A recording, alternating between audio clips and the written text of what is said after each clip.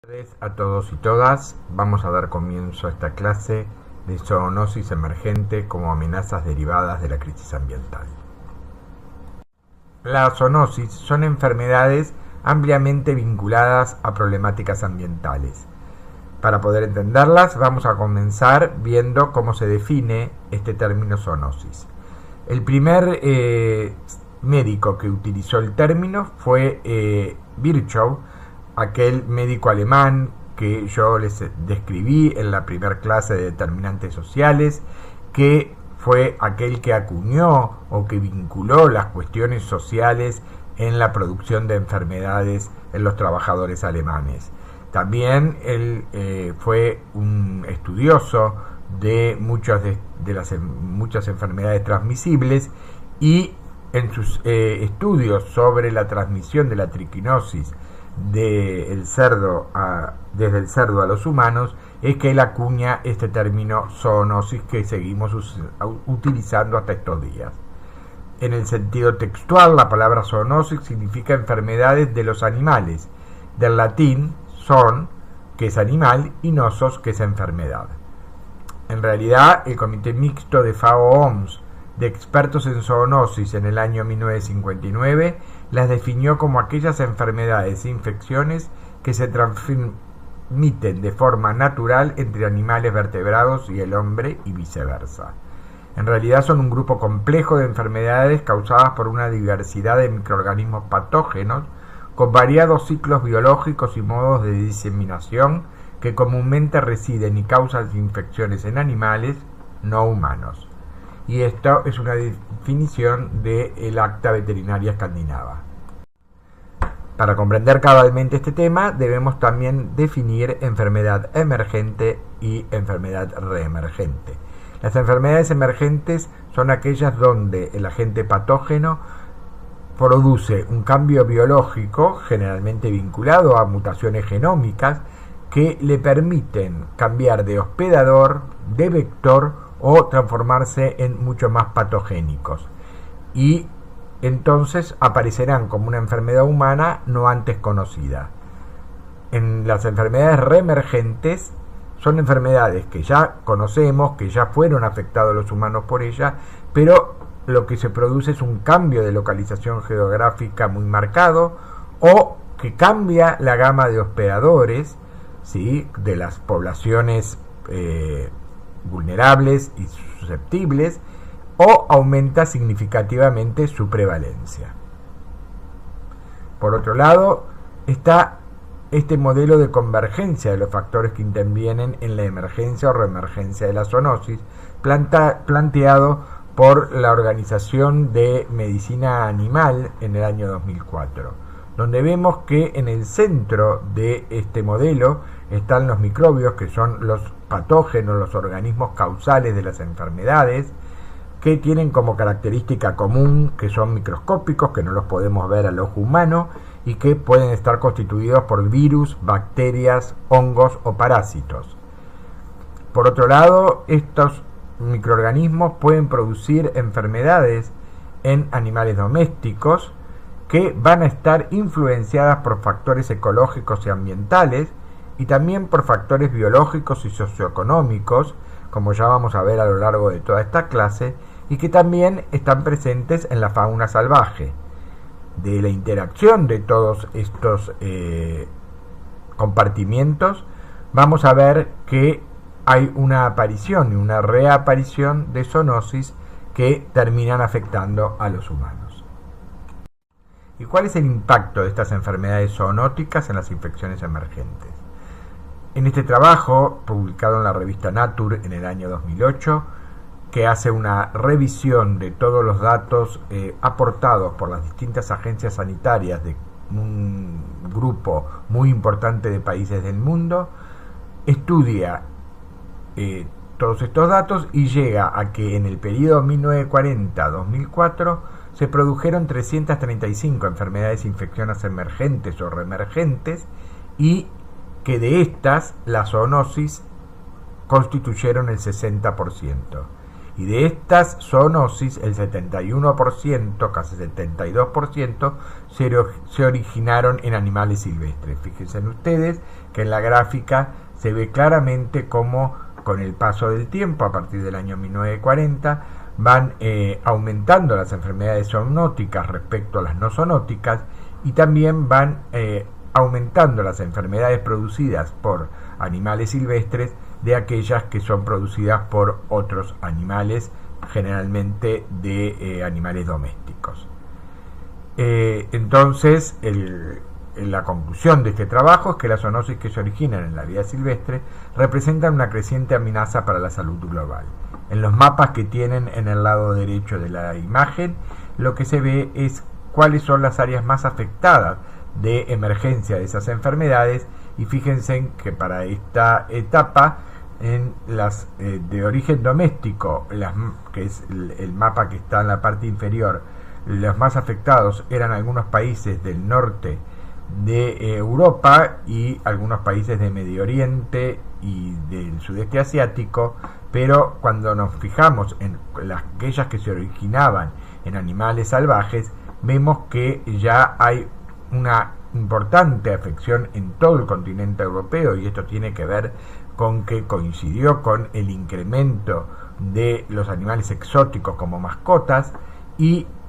vemos que también están muy incrementados todo lo que es el sudeste asiático y la zona que involucra Indonesia, China, etcétera. También hay países africanos donde los animales silvestres empiezan a cobrar como un rol muy importante para la emergencia de enfermedades. Y algunas zonas en el continente americano, en Latinoamérica, sobre todo en Brasil, en el Caribe, en la zona del Caribe y del trópico americano, también empiezan a emerger infecciones relacionadas con animales salvajes.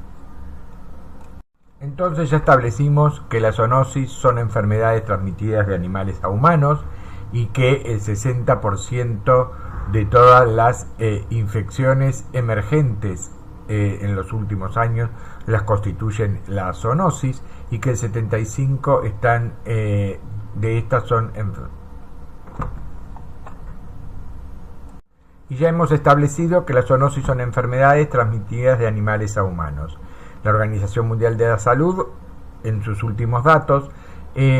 plantea que el 60% de las infecciones que padecen los humanos son zoonóticas, y que el 75% de las infecciones emergentes en los humanos son producto de zoonosis. ¿Cuáles fueron las más recientes y cuáles fueron sus impactos? Bueno, en el año 2002 apareció el SARS, que fue una enfermedad viral relacionada a las aves, y que tiene un gran parentesco con el virus que produjo la última epidemia de COVID, y esta infección tuvo más o menos 8.000 casos y produjo 800 muertes. También en el año 2002 se dio lo que fue llamada la gripe aviar, una enfermedad producida por un virus de influenza relacionado con las aves, y que tuvo más o menos que generó pérdidas en todo el mundo de $20 millones. Y en el año 2012 vuelve a aparecer otro coronavirus que produce una enfermedad epidémica, pandémica, que se conoció como MERS, y que ataca a camélidos y también a humanos, produciendo 2.500 casos aproximadamente, con una mortalidad muy alta de 858 casos. Y por último, en el año 2014-2015 asistimos en el mundo a una epidemia de ébola que tuvo su origen en Sierra Leona, en África, y que tuvo 28.000 casos y que produjo 11.000 muertes. Por último, tenemos la pandemia que todavía estamos sufriendo de la infección por SARS-CoV-2, que produce una enfermedad que se dio a llamar COVID-19 y que lleva en el mundo 500 millones de casos, 6.350.765 muertes, y más o menos unos 520 millones de pacientes recuperados. Los factores que determinan la emergencia de infecciones zoonóticas son los factores del agente, los factores del huésped que sufrirá la infección y los factores ambientales. Dentro de los factores del agente, o sea, del microorganismo productor, están la respuesta genética adaptativa, que está vinculada a la tasa de mutaciones, a la incorporación de material genético que pueda ocurrir desde otro microorganismo y a la posibilidad de que esos cambios que se producen en su genoma sean heredables a nuevas generaciones de microorganismos. Esto le va a cambiar la especificidad de huéspedes y muchas veces el rango de hospedadores, o sea que ahora este patógeno podrá tener multihospedadores. Y por último, también esto es lo que condiciona los saltos de barrera de especie, que tiene que ver con la adaptación, con la virulencia y patogenicidad de poder infectar una especie que antes no podía infectar. Y esto tiene que ver también con la transmisibilidad entre los distintos hospedadores. Simplemente para graficar esto, vemos en la parte inferior de la diapositiva cómo ocurrió, por ejemplo, el salto interespecie del SARS-CoV-2, que era un virus del cual el reservorio eran los murciélagos cerraduras, que pasó a un animal intermediario que fueron los pangolinos y terminaron infectando a los humanos a partir del contacto con estos, aparentemente en el mercado de Wuhan. Los factores del huésped pueden ser individuales y tiene que ver con que cada huésped tendrá una resistencia particular a la infección dado por su sistema inmune, que está determinado muchas veces genéticamente, y por cuestiones no genéticas que tienen que ver con su estado de nutrición, con su grupo etario, etc. Los poblacionales son aquellos que están dados por todo el conjunto, el colectivo de huéspedes, y tendrá que ver con cuestiones demográficas como la densidad de la población, las migraciones, los viajes, que hacen que se puedan transmitir y llevar a largas distancias los patógenos por cierta modificación de los hábitos, por ejemplo, distintos tipos de alimentación, el hábito de tener mascotas, que también pueden ser fuentes de zoonosis, y las formas de producción, que tiene que ver fundamentalmente con la cría de animales, con el agro y también el turismo. Fíjense en que en las imágenes que tienen en la parte inferior derecha de la diapositiva están vinculando a la cría de animales, tanto en los criaderos de aves de corral como en la cría de ganado bovino en pilots, o sea, no en pastoreo libre, favorecen la aparición de cierto tipo de zoonosis. Y fíjense en que una característica que tiene este tipo de cría es el hacinamiento que tienen los animales, y aparte, como vamos a ver más adelante, también estos animales son alimentados con antibióticos, entre otros componentes, lo cual también genera un problema particular vinculado a la zoonosis, que tiene que ver con la transmisión de bacterias multiresistentes desde los animales a los humanos. Por último, también ahí tienen una foto que ejemplifica lo que es una nueva forma de turismo, que es el turismo aventura, que lo que hace es incrementar la interfase humano-animal, porque al ingresar en zonas muy agrestes tenemos contacto con animales silvestres que de otra forma antes no teníamos. ¿Cuáles son los factores ambientales que tenemos constancia o que tenemos mucha evidencia de que aumentan el surgimiento de la zoonosis? Bueno, los factores ambientales más importantes son la deforestación y el cambio en el uso del suelo, el comercio ilegal o poco regulado de vida silvestre, la agricultura y ganadería intensivas, como acabábamos de explicar, el cambio climático, que ya lo vimos en la clase anterior, Y bueno, por último, la resistencia antimicrobiana, este fenómeno que vamos a analizar al final de esta clase. Los factores ambientales que acabamos de mencionar tienen un efecto directo sobre uno de los aspectos ecosistémicos, que es la biodiversidad, y este a su vez influencia en forma muy significativa la transmisión de los patógenos. Cuando en un ecosistema uno de los huéspedes empieza a aumentar su densidad en forma indiscriminada, aumenta la posibilidad de contacto con otros animales que pueden ser reservorios de enfermedades zoonóticas, y entonces pueden incrementar la frecuencia de estas enfermedades por aumentar esa interfase huésped susceptible reservorio animal. También el aumento de biodiversidad hace que un patógeno pueda contactar con huéspedes intermediarios antes de contactar a los humanos, y que no necesariamente sea necesario que el humano contacte directamente con el reservorio. Esto, por ejemplo, es lo que pasó con el caso del COVID. Y también la diversidad genética en una misma especie hospedadora favorece los niveles de resistencia natural a los patógenos, o sea que podría pasar de que ciertos hospedadores que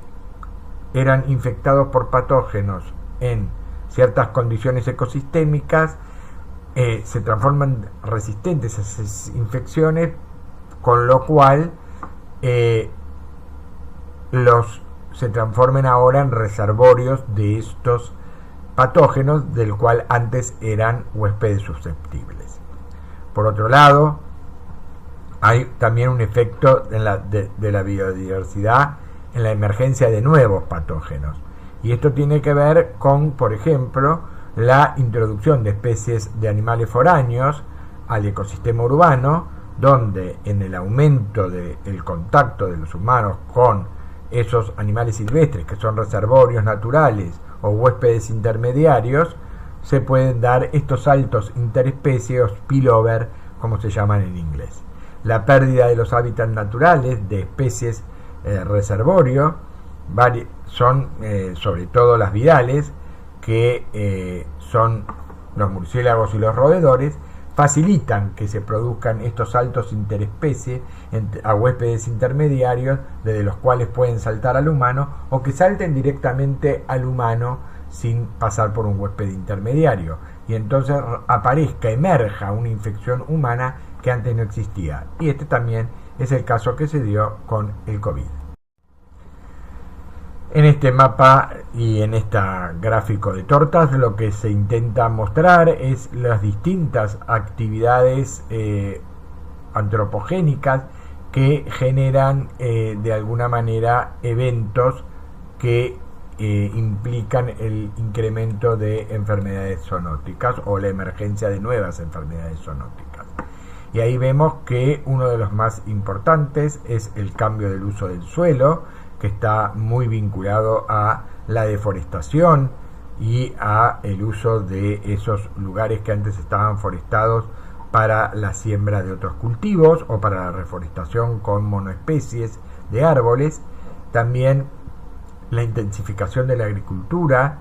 ¿sí? El uso indiscriminado de grandes sectores de suelo para la siembra, los cambios de la industria de los alimentos, ¿sí? Y el consumo también de carne silvestre puede estar involucrado, como la guerra y el hambre también son situaciones antropogénicas que generan la aparición de enfermedades zoonóticas. Ahí vemos cómo estas se distribuyen en los distintos lugares del mundo, y fíjense en que si ustedes miran, por ejemplo, en la zona de Sierra Leona, donde se produjo el ébola en África, van a ver que hay un circulito rojo que marca que en ese lugar el problema más serio, por ejemplo, es el consumo de carne silvestre, porque son poblaciones con una hambruna muy importante que entran a la selva a cazar y a comer los animales que encuentran muertos también en la selva, para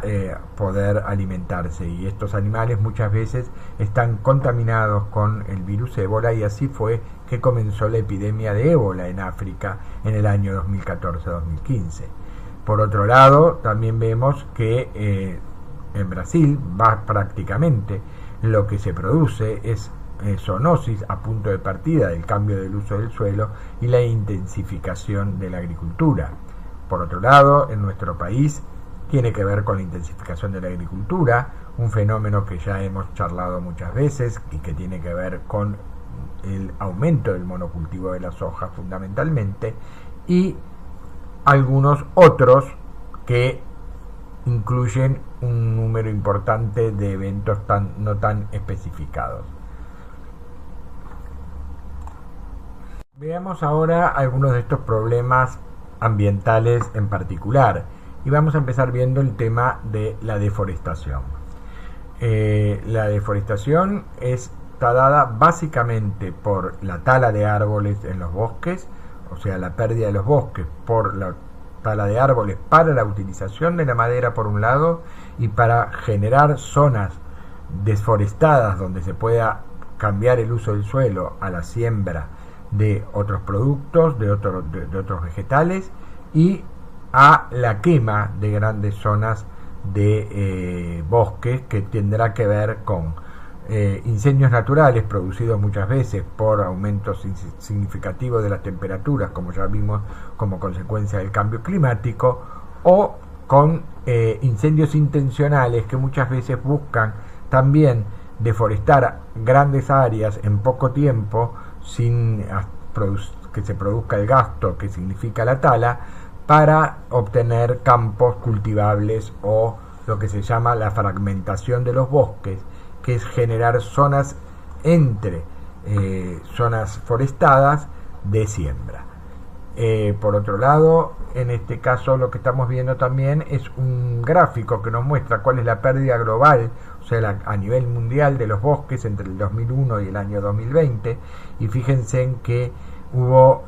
fue incrementándose a medida que fuimos avanzando en los años esta cantidad de árboles y de bosques que fueron siendo deforestados, llegando a su pico máximo en el 2016-2017 y manteniéndose también en niveles muy altos aún durante la pandemia del COVID-19. Las causas, en el gráfico de tortas que está del lado izquierdo, vemos cuáles son las causas para las cuales se usa la deforestación, y fíjense que la mayor parte está dado por pequeños agricultores que deforestan zonas de sus campos para el cultivo más intensivo de productos comerciables, ¿sí? Y en otra de las formas es también para la cría de ganado. La explotación forestal constituye nada más que el 10 al 15%, pero en algunos países esto puede ser un incremento importante. Por otro lado, vemos cuál fue la pérdida de los bosques primarios entre el 2002 y el 2020, y lo llamamos a bosques primarios aquellos que son absolutamente autóctonos, naturales y que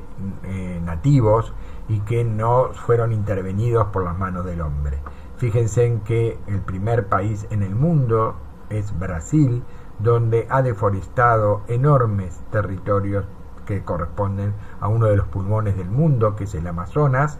y lo sigue en segundo lugar Malasia, para también tener un impacto muy grande Indonesia. Nuestro país tiene zonas de deforestación importante, pero tal vez este aún no constituya uno de los problemas más significativos en la emergencia de la zoonosis. Esta tabla lo que muestra es cuáles son las enfermedades emergentes y cuáles son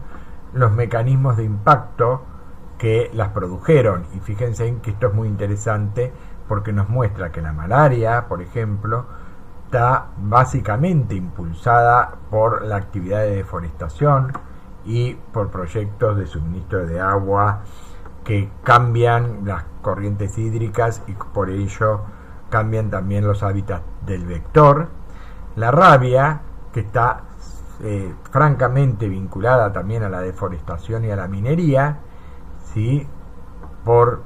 la pérdida de hábitat de su reservorio natural, que son los murciélagos, del virus rábico, y la enfermedad de Lyme, que es una enfermedad producida por una bacteria que se llama Borrelia burgdorferi y que es transmitida por una garrapata que puede estar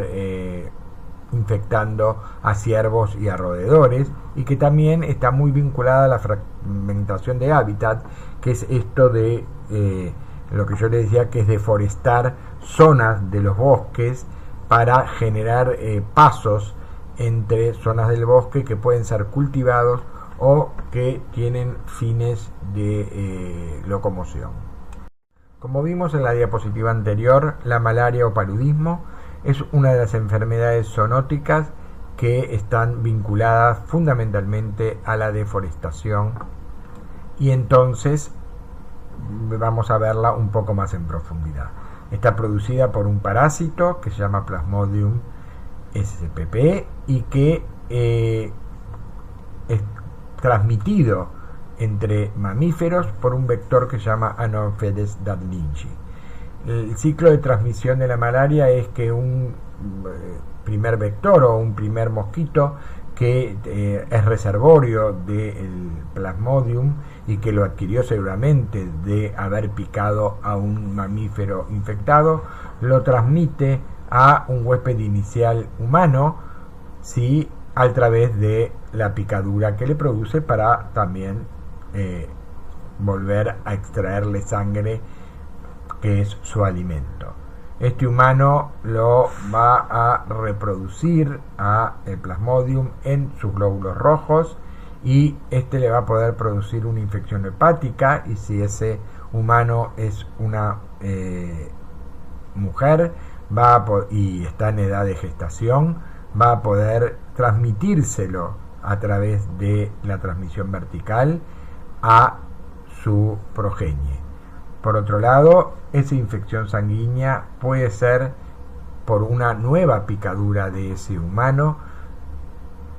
pasada a otro reservorio, a un segundo vector que lo va también a transmitir en una nueva picadura a un próximo humano, y así se perpetúa el ciclo. Para que podamos dimensionar el impacto de la malaria, veamos estas cifras. Más o menos por año mueren 1 millón de personas por esta parasitosis. El 40% de la población mundial, más o menos 3.200 millones de personas, corren riesgo de contraer malaria. Es la principal causa de muerte en niños menores de 5 años. Todos los días mueren de malaria más o menos 3.000 niños, y la propagación de la enfermedad está favorecida por el cambio climático, por los desplazamientos de las poblaciones que pueden ya estar infectadas con el virus, con el parásito Plasmodium, y con la aparición de cepas resistentes a múltiples fármacos de este parásito. Y el 80% de estos casos se da en el continente olvidado, se dan en África, y alrededor de 25 millones de mujeres gestantes corren el riesgo de contraer malaria. De acuerdo con la Organización Mundial de la Salud, todos los años se registran entre 300 y 500 millones de casos de malaria. Este es un trabajo sumamente interesante, aparecido recientemente, que vincula y da evidencia científica muy clara de la asociación entre la deforestación y el incremento de la transmisión de la malaria. Y digo que es muy interesante y muy importante porque si bien había mucha intuición y muchos datos que hacían pensar de que la deforestación tenía un efecto de incremento de la transmisión de la malaria, fue un tema de mucho debate y sobre todo de mucho debate en Brasil, a punto de partida de la gran deforestación de la Amazonia y el incremento de malaria que se observaba, donde algunos científicos y fundamentalmente allegados a los gobiernos que favorecieron la deforestación del Brasil planteaban de que no había evidencia científica que demostrara tal asociación. Este trabajo usa un conjunto de datos geoespaciales que abarcan la selva amazónica brasileña a lo largo de 13 años y lo que ellos hacen es identificar de alguna manera sólida evidencia de una retroalimentación entre la deforestación y la incidencia de malaria. Ellos llegan a la conclusión muy sólida de que la deforestación aumenta significativamente la transmisión del parásito y también llegan o tienen una hipótesis muy bien fundamentada de que la alta carga de malaria también reduce simultáneamente la tala de los bosques, lo cual hace que se disminuya la deforestación y en algún momento compense el incremento de la transmisión de la malaria. Por eso, cuando se hacen estudios en pequeños territorios, muchas veces puede parecer que la deforestación no incrementó tan significativamente porque uno toma la muestra en un momento donde ya hay muchos casos de malaria y eso hace que baje el nivel de tala de árboles porque la población está infectada y se quedan muchas veces sin trabajadores disponibles para estas talas. El riesgo entomológico de paludismo entonces aumenta después del asentamiento inicial y la tala de bosques, sobre todo en lo que se llaman asentamientos fronterizos, en estos lugares que están en el borde del bosque que se va a empezar a talar. Y ahí hay una mayor tasa de picaduras de la población expuesta, porque vive muy cerca de los bosques, que es donde habita el vector, que es, como dijimos, el Anopheles darlingi, y mayor cantidad de mosquitos adultos en paisajes alterados por los humanos, porque también en esas zonas de la periferia del bosque que fueron deforestadas, empiezan a cambiar muchas veces los cursos hídricos y generar un hábitat muy propicio para la reproducción y la vida adulta de estos mosquitos. Fíjense que en Brasil había una incidencia de 6 millones de casos por año hasta el año 1940, lo que era sumamente grave, y luego de una enorme campaña de control vectorial, lograron bajar la incidencia a 50.000 casos por año en el año 1960. Esto fue haciendo control vectorial con medidas químicas y sobre todo con el uso de repelentes en los domicilios. Luego,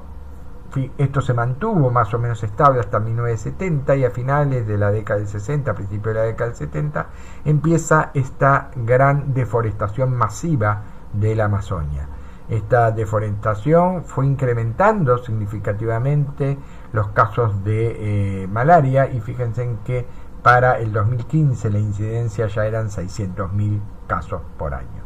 Y esto es una clara evidencia de que nosotros debemos hacer un enorme esfuerzo por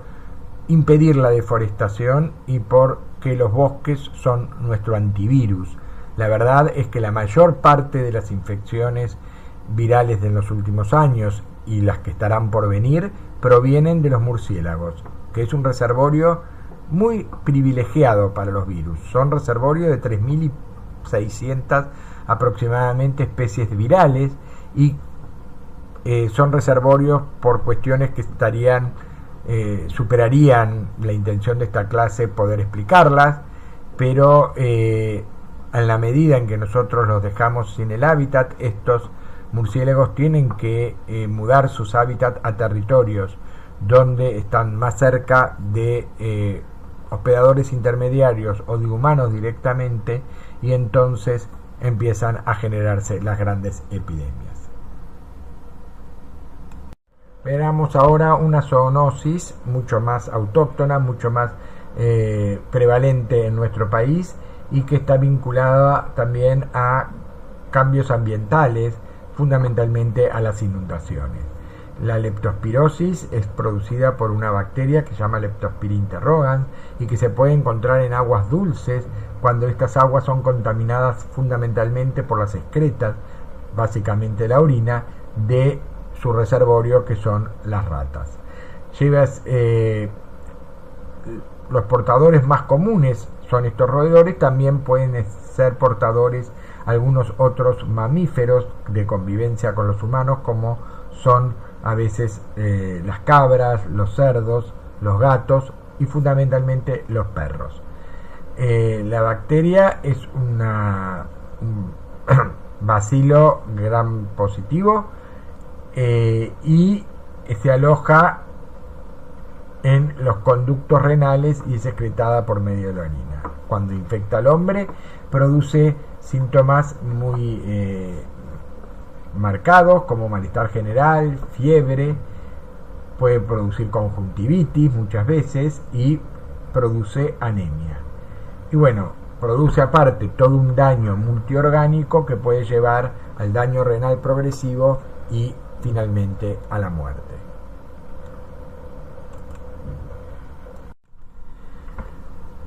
Uno de los brotes más importantes de leptospirosis en nuestro país se produjo en Santa Fe en el año 2011,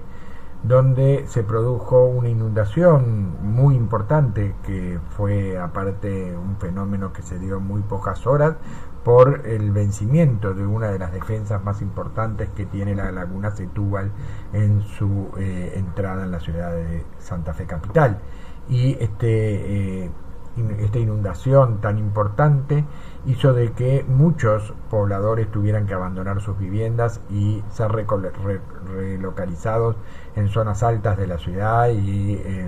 alojados en colegios, iglesias, etcétera, para poder sobrevivir. Cuando ocurren estas grandes inundaciones, lo que también ocurre es que los roedores, que son convivientes de estas poblaciones, sobre todo en los barrios más vulnerables, salen de sus escondites, sus hábitats naturales y se van trasladando hacia las zonas más secas, más altas, y muchas veces entran en las viviendas o se ubican en los alrededores de la vivienda, y cuando estos reservorios están contaminados con Leptospira interrogans, hacen sus excretas en estos lugares, contaminando el ambiente hídrico fundamentalmente con la Leptospira interrogans. Luego, como el agua ha crecido tanto, queda también contaminado todas las superficies que el agua contacta, y los domicilios también quedan contaminados. Fíjense que en 3 semanas se produjeron en este brote 747 casos, que es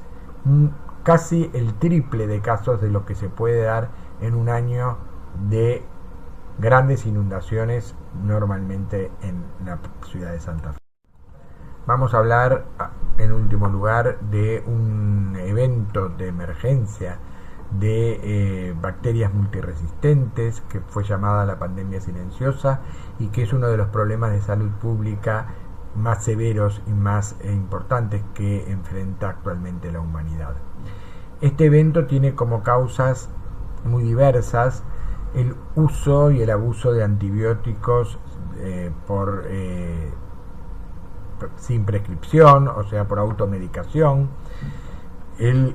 uso y a veces el mal uso de los antibióticos en los hospitales y en los centros de salud, el estrés del medio ambiente, o sea,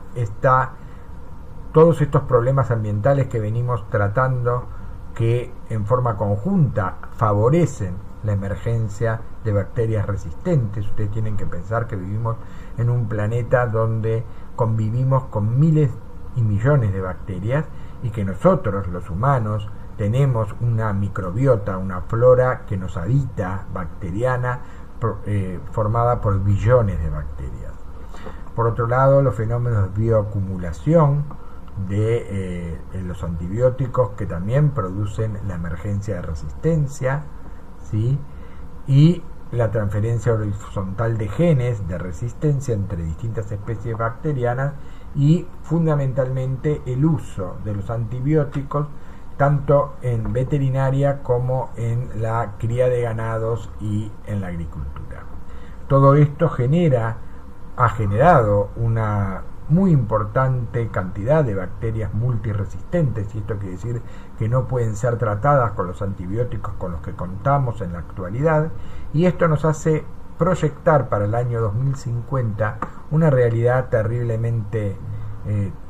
severa y triste, donde se calcula que van a morir 10 millones de personas por año por bacterias multiresistentes, mientras que el cáncer, que persiste como una de las principales causas de muerte en el mundo, va a producir casi 2 millones menos de muertes que este fenómeno de la multiresistencia, y la diabetes 1,5 millones, y fíjense en que los accidentes de auto 1.200.000, frente a este número tan impactante de 10 millones que se proyecta para el año 2050 si no se interviene previamente y se trata de corregir o de enfrentar y mitigar este fenómeno de la multiresistencia. Como recién les dije, la pandemia silenciosa tiene que ver con el uso fundamentalmente o gran parte de antibióticos en la cría de ganado. Fíjense en que en el mundo el 30% de los antibióticos son consumidos por humanos, el 70% son consumidos para animales, y fundamentalmente como promotores de crecimiento. Y acá vemos simplemente en este esquema como en el año 1957, donde todavía los antibióticos no se conocían como promotores de crecimiento animal, los pollos promedios pesaban 1 kilo luego de 6 meses de cría, y para el año 1978, donde ya se habían incorporado algunos antibióticos en la cría de ganado de pollos intensiva, pesaban ya 1,8 kg, y hoy en día, en el año 2005, o sea, ya hace 15 años, el incremento significativo del uso de antibióticos para la cría de pollos generaba pollos de 4,2 kg, lo que hace que, por supuesto, para un productor sea sumamente atractivo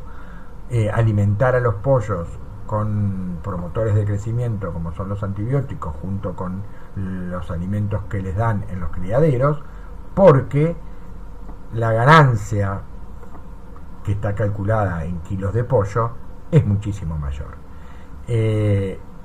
Esto hace que cuando pensemos en las soluciones posibles para restringir el uso de antibióticos como promotores de crecimiento, tenemos que tener claro que estamos frente a una temática donde distintos actores van a tener posiciones tremendamente encontradas.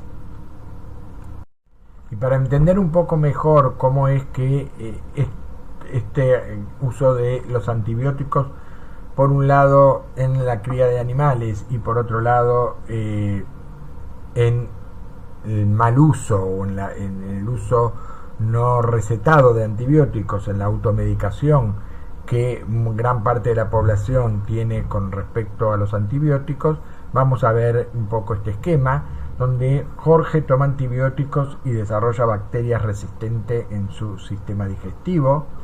luego las excreta con su materia fecal y entonces las propaga a sus convivientes por mala higiene de sus manos, porque la gente contacta con elementos contaminados con la materia fecal de Jorge, y por otro lado Jorge en algún momento tiene algún problema de salud y entonces va a un hospital o a una clínica, y también esos gérmenes resistentes que él coloniza en su intestino se propagan directamente o indirectamente a otros pacientes, y también una vez que es internado le generan los tratamientos a los que es expuesto, si es con antibióticos, nuevas bacterias resistentes que pueden quedar en la institución, en quienes trabajan en la institución y en otros pacientes de la institución, y cuando estos pacientes son dados de alta y el personal de salud se traslada a sus hogares, se llevan estos gérmenes resistentes a la comunidad y los diseminan. Por otro lado, estos animales que fueron alimentados con antibióticos o que recibieron antibióticos para curar sus enfermedades, porque los animales también sufren infecciones tratables con antibióticos. Generarán también bacterias resistentes en sus intestinos, y estas bacterias resistentes, por un lado, permanecen en las carnes de los animales. Si no las cocinamos correctamente y las comemos crudas, podremos contaminarnos por vía digestiva con estas bacterias, y por otro lado también harán sus excretas, o sea, defecarán en los lugares donde viven, y entonces contaminan el ambiente, y los fertilizantes o el agua con las heces de animales van a ser usados en agua de riego muchas veces, y entonces a través de vegetales contaminados también estas bacterias resistentes llegan a los humanos y contaminan a la comunidad. Toda esta problemática de las enfermedades emergentes y la vinculación entre estas zoonosis, o sea, estas enfermedades que adquirimos los humanos de patógenos provenientes de los animales, llevó a un cambio de paradigma en el mundo que se llama Una Salud, o One Health en inglés. Esto se planteó por primera vez por la Wild Conversation Society en Nueva York en 2004 como una suma de prioridades de carácter internacional e interdisciplinarias para combatir los riesgos para la salud en el mundo, estableciendo la necesidad de colaboración intersistemas. Esto no es más que la cristalización de algo que muchos científicos venían preconizando, y que no existe una salud ambiental separada de la salud humana o de la salud animal, que hay una interrelación entre las distintas especies que formamos los ecosistemas, y que entonces los problemas de salud que se generan de afectar a algún componente del ecosistema en particular, ya sea al ambiente no animal, a los animales no humanos que construyen ese ecosistema, o a los humanos que estamos dentro de ese ecosistema, nos corresponde un tratamiento único e interdisciplinario de la salud. En 2008 se firmó un documento entre la Organización Mundial de la Salud, la FAO, y la OIE, que es la Organización de la Salud Animal, junto con el Banco Mundial, el Centro de Control de Infecciones de Estados Unidos y el SIC de Naciones Unidas, bajo el título Contribución a un Mundo, una Salud. Y esto estableció un marco estratégico para la reducción de los riesgos de las enfermedades infecciosas en la interfaz animal-hombre-ecosistema. Uno de los problemas, como vimos, de la salud más importante que aqueja actualmente a la humanidad es el problema de la resistencia antimicrobiana, y este paradigma de una salud permitió que en el año 2015, en una de las cumbres de presidentes que se realiza anualmente, se tocara por cuarta vez un tema de salud. Anteriormente habían sido la tuberculosis multiresistente, el VIH y la malaria, y por esta vez fue la resistencia antimicrobiana. En esta reunión, y ya acuñando y utilizando este nuevo paradigma de una salud, se invita a que todos los países formen programas para la contención de la resistencia antimicrobiana a través de acuerdos entre las distintas áreas gubernamentales que atienden los distintos componentes que integran este nuevo paradigma de una salud. Y así es que en la Argentina se crea la Comisión Nacional para el Control de la Resistencia Antimicrobiana, que se llama CONACRA, y que tiene composición del Ministerio de Salud y Desarrollo Social, del Ministerio de Educación y Cultura y Ciencia y Tecnología, del Ministerio de Agricultura y Ganadería y de la Secretaría de Ciencia y Tecnología e Innovación, y también de la Secretaría de Ambiente y Desarrollo Sustentables, y que fueron invitadas a participar distintas sociedades científicas, ¿sí?, y organizaciones internacionales como FAO, OIE o PSOMS de esta iniciativa, y Es esta iniciativa la que ha conseguido que en la Argentina se haya promulgado en este año una ley que regula de una manera mucho más estricta el uso de antibióticos, ya sea para uso humano o uso animal o uso agrícola. Y fue con el trabajo de esta comisión y con el esfuerzo de todos que los integramos que se logró promulgar esta ley 27.680 que por unanimidad el Senado aprobó en agosto de este año y que exige la venta de antibióticos de uso humano con receta duplicada y archivada, lo cual tiende a evitar el sobreuso y la automedicación con los antibióticos. Crea la obligatoriedad de que las instituciones de segundo y tercer nivel de complejidad tengan programas PROA, que son programas de el uso racional de antibióticos dentro de las instituciones, y crea un fondo para la investigación y vigilancia de uso de otros productos para la cría animal a fin de eliminar el uso de antibióticos con fines de cría animal. Y esto realmente es un paso muy importante. Todos sabemos que una vez que las leyes se aprueban tienen que reglamentarse e implementarse, pero creemos que esto marca un hito en el camino de la lucha contra la resistencia antimicrobiana. Bueno, con esto damos por terminada la clase. Muchas gracias por haberla escuchado.